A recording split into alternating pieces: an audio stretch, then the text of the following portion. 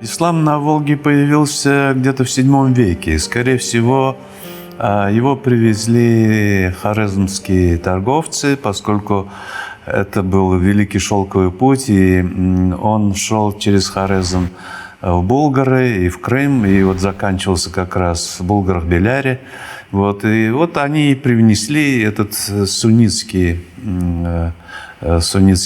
ислам. У татар изначально было тенгрианство, то есть вера в единого Бога, а под ним имелось в виду солнце. Это не было язычество в том классическом смысле, как это у нас понимается. Там молились дереву, или сегодня некоторые там вешают ленточки на деревья. Это было монотеизм, то есть Бог был один. Там, конечно, у него жена была Умай, это Луна, но главный Бог был Тенгри. И поэтому татары очень легко перешли от тенгрианства к исламу. У них не было того противоречия, как у арабов, когда шла война у арабов. И отсюда такие жесткие суры, что убивайте язычников, где вы их встретите. Для татар это не было такой необходимости. Отсюда уже был заложен толерантность. И она оказалась в основе, и дальше она развивалась по мере развития татар. И до сих пор вот эта толерантность, она у татар остается. А что касается Ибн Фадлана, это была продуманная миссия, посольство от багдадского халифа. И просьба там заключалась даже не столько там в построении там каменной стены или там мечети каменные и так далее, или просвещение чисто вот такое религиозное, а в международном признании булгарского государства как независимого от хазарского каганата. С тех пор булгары перестали платить дань хазарам, и была вот эта поддержка мощного халифата. Они могли опираться на их, влияние, авторитет мировой. И, конечно, быстро вошли в культуру исламского мира, которая была самой передовой на то время. А Золотая Орда, она строилась несколько иначе. То есть была Яса Чингисхана, это кодекс законов, типа Конституции, так можно сказать, чтобы понятно было сегодня. И по Ясе Чингисхана все религии были равны. И более того, не просто равны, но священнослужители освобождались от налогов. Сам Чингисхан считал, что все должны быть верующие, верить должны в своего Бога.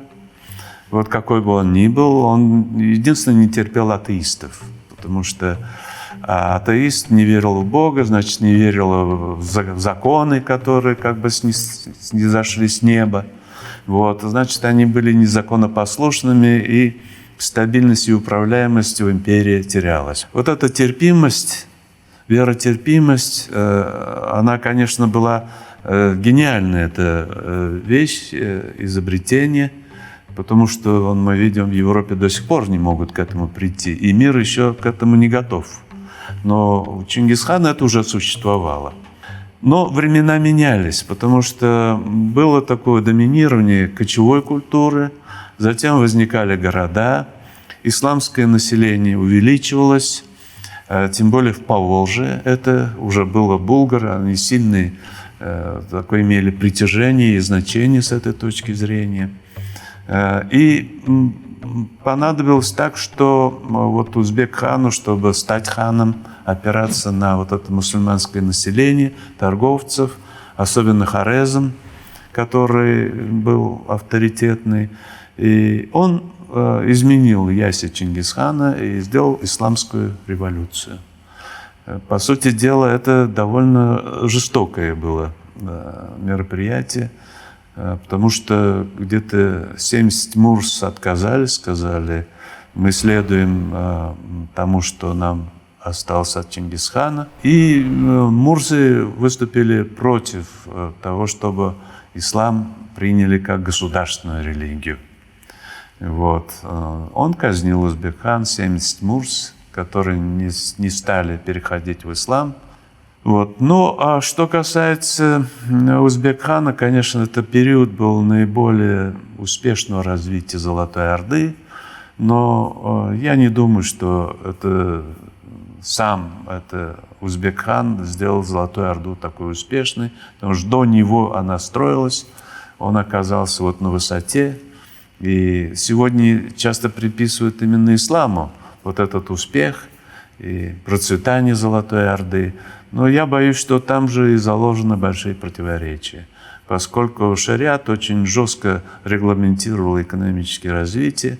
Золотая Орда, она подошла вплотную к переходу к капиталистическим отношениям, потому что инфраструктура была замечательной, дороги, города, торговые вот эти центры, вексельное обращение, бумажные деньги. То есть было все. Все, финансовая система была замечательная, одна из самых устойчивых. И дирхем, он стал уже, вот татарский дирхем стал уже международной валютой. И нужен был только один маленький шаг для того, чтобы началась капитализация. Это введение банков, которые бы могли под процент давать деньги на крупные проекты, особенно сельскохозяйственные. Это рисковый капитал, потому что земледелие всегда связано с риском. И отсюда нужны были вот такие преобразования. Генуя и Венеция пошли на это, Папа Римский разрешил, значит, иудеям заниматься банковским делом. Ну, тогда процент был 0,3-0,5% всего лишь, да, там. Сегодня для нас это фантастически звучит, но и Генуя стала родоначальницей капитализма, а в Золотой Орде так они остались следовать шариату. И это, конечно, привело к стагнации и постепенному разрушению экономики. В Российской империи, когда Иван Грозный взял Казань, и затем в течение 15 лет шли восстания, и зачастую они шли под знаменем ислама. Хотя в начале Ивана Грозного не было такого жесткого противостояния. Он же тоже, бабушка у него была татарка, он сам по-татарски говорил, и он где-то еще хранил элементы толерантности, но тем не менее, когда уже восстания возникали, то нужна была идеология, и этой идеологией стал ислам, и она приобрела такую охранительную функцию, то есть сохранить народ, его этничность, его религию, привязка к религии. А в Российской империи постепенно, особенно при Петре, как реформаторе, который терпеть не мог все татарское, и поэтому он реформировал и законодательство, и налоговую систему. Вот, он смотрел на Запад и не хотел видеть восточных корней. Вот тогда вышел первый указ о христианизации. Ну, при нем особенно это не развелось, но дальше при Павле, при Елизавете христианизация приобрела уже такие масштабы довольно серьезные, продуманные, очень разные, там и экономическое стимулирование, и связанное с военной службой, и с наследием, и так далее, и так далее. Довольно такая система развита. И тогда восстания начались, и опять-таки под лозунгом ислама. Причем очень крупные восстания, вплоть до того, что вся Волга вышла из-под управления. Екатерину II это очень сильно напрягло, поскольку, в общем, государство снова распадалось. И, ну, известные Пугачевские восстания. И после всего этого Екатерина II приняла указ о веротерпимости. Ну и, конечно, мусульмане там были во многих вещах обделенными. То есть православие это было как бы главной религией, главное сословие. Они имели все права. Мусульманам там ограничения вводились и по профессиям. И, например, нельзя было светские татарские учреждения, образовательные учреждения открывать, университеты. Например, так до 17 года, до года революции, так и не было учрежден университет. Хотя это требование было очень такое сильное. Ограничения были по многим вещам. Там иметь собственность, или нельзя было иметь в подчинении у себя христиан, православных. Элементы шариата разрешались, скажем, только в наследственном праве и в семейном праве. То есть можно было иметь 4 жены, наследство можно было делить не поровну, а там девочкам меньше. Поэтому были такие суды шариатские и светские. Но татары здесь могли выбрать, в каком суде он может судиться. Например, многие татары не хотели обделять девочек, своих дочерей, и они в светском суде определяли, сколько кому положено наследство. Да. Но ближе к 20 веку, конечно, права расширялись, и когда уже экономика начала развиваться активно, то татары быстро встали на ноги. Капитализм, он изменил все, буквально. Всю жизнь. И, по сути дела, нужно говорить здесь и о реформации ислама. Конечно, сегодня это не любят говорить, особенно наши имамы, но это было так. Это неизбежность капитализма. От этого никуда не уйти. В эти дни празднуют 500-летие Лютера.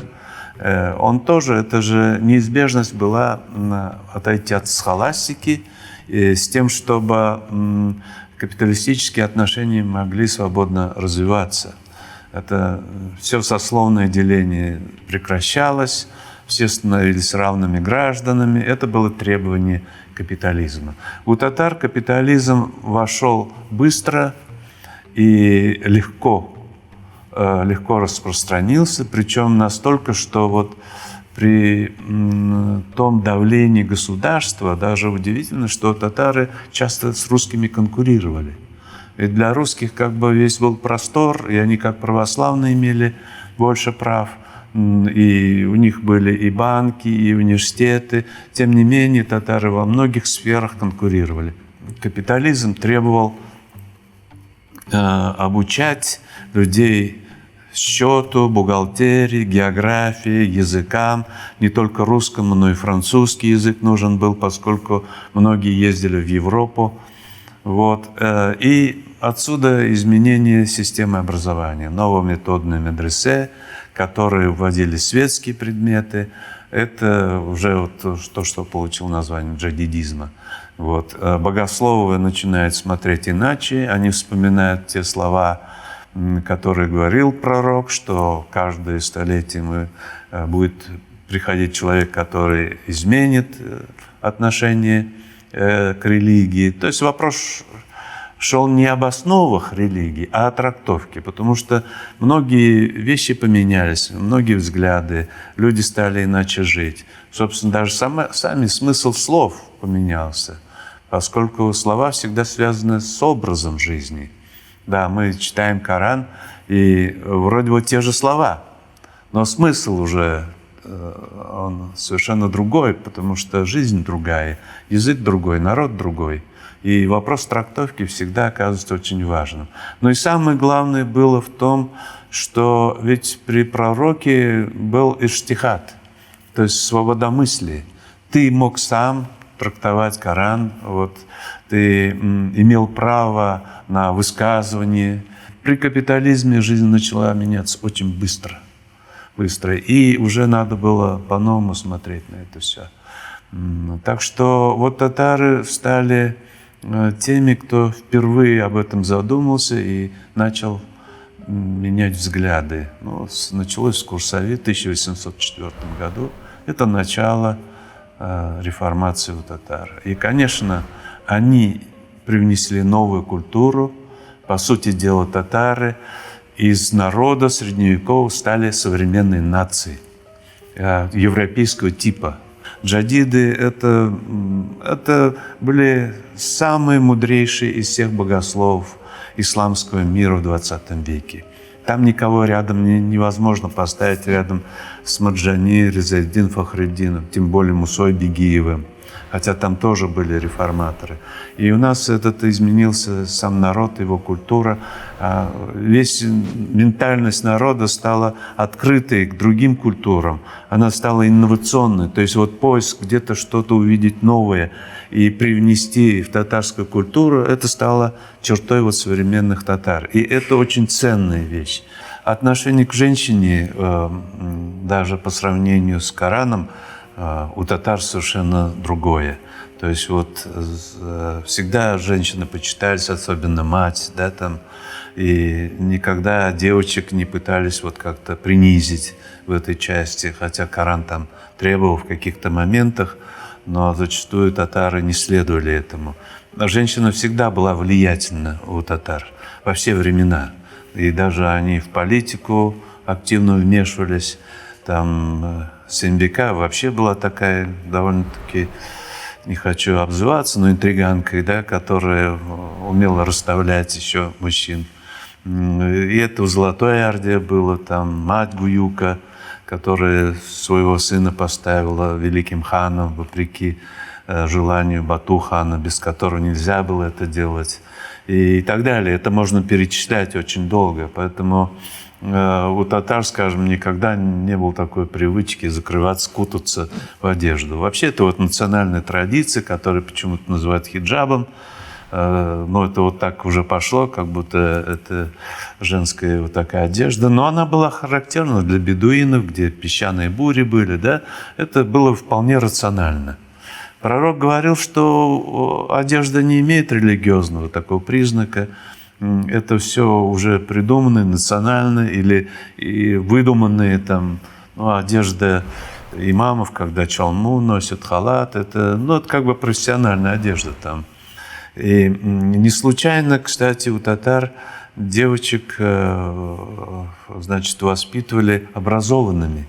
Это была одна из функций абыстай, это жены муллы, поэтому или в медресе они ходили, или же, если не было возможности ходить в медресе или содержать медресе, просто они у жены муллы обучались. Это было тоже, наверное, только у татар было до революции так, что все девочки были образованы. Образованы более-менее, конечно, но тем не менее что-то могли читать, что-то могли написать, а некоторые довольно-таки хорошо образованные. Вот это удивительное явление, но среди татар была Мухлиса Буби. Она была избрана, причем не один раз, на нескольких съездах мусульманских, казы, судьей, исламским судьей. Причем ее выбирали мужчины тайным голосованием.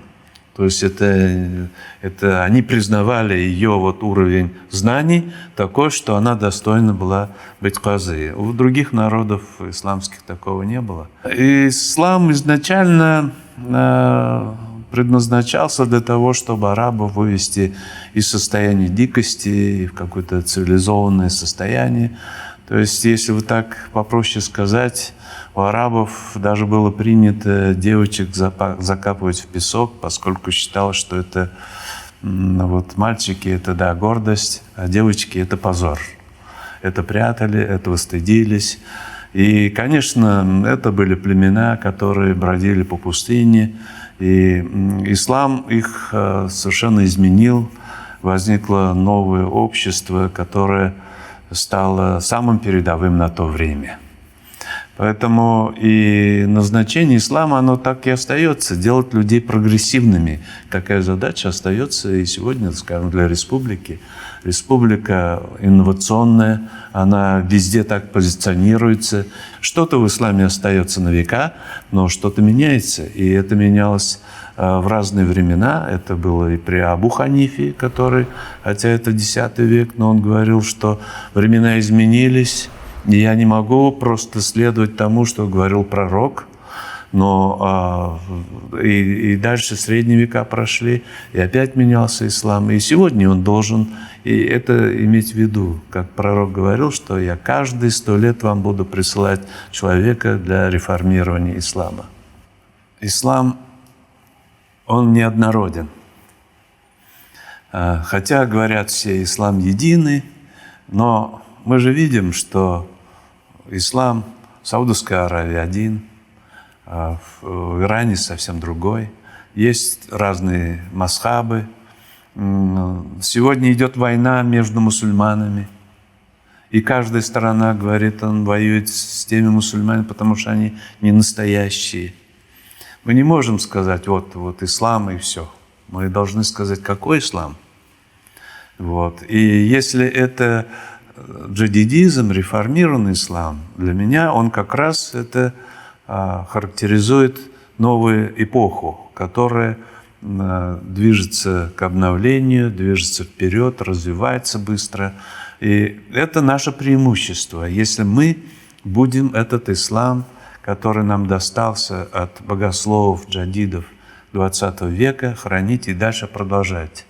Потому что, когда начинают говорить, вот настоящий ислам на Востоке, да, там в Саудовской Аравии, или в Сирии наши учились многие, в Йемене, в Ираке, да, учились. Но мы сегодня видим, в каком они состоянии. Чему же они учились? Если Аль-Азгар, говорят, лучший университет. Но я сам видел своими глазами, как шакирды поджигали экономический факультет этого Аль-Азгара, да? Чему же они учились? Если там идут войны, то какие же они мусульмане? Ведь это запрещено. Мусульманина убивать мусульманина. Но для меня ислам – это вот открытость и поиск нового. Как пророк говорил, ищи знания, даже если тебе для этого понадобится ехать в Китай. Он говорил, что вот ради науки, заниматься наукой – это важнее, чем 77 молитв. Это ты должен привносить что-то новое в это общество. Вот в чем предназначение было ислама изначально – делать людей прогрессивными. Что там нового открывает? Что миру дает исламский мир сегодня, кроме войны? Что он привносит? Мы, по крайней мере, производим вот вертолеты, да, КАМАЗы. Мы их продаем в Эмираты, в Египет, они у нас покупают. То есть мы продвинутые, а они клянут Запад и при этом пользуются мобильником, летают на Боинге и предпочитают Мерседес, да? Вот. А что тогда он привносит сегодня тот ислам, который? Если он не обновляется, то тогда он тормоз. Тогда это просто возврат к Средневековью. И это неприемлемо. Есть такая вещь, как нововведение, против которого многие выступают, говорят, что вот ислам трогать нельзя, он канонизирован и так далее. Но это понимание возникло после XII века, когда сказали, что все изучено, все известно, больше ничего нового вносить не надо, что все уже ученый мир весь исламский, он все определился, истина навечно застыла. То есть исследовать надо таклиду, вот трактовки уже тех трудов, которые были написаны. Ведь там очень ясно сказано и в Коране, что значит, надо тянуться к знаниям, да, что гибадат, поклонение, это не просто намаз, это ты должен служить, причем через знание, через поиск знания, а это обновление, хочешь не хочешь. Но какие-то основы, они сохраняются неизменными.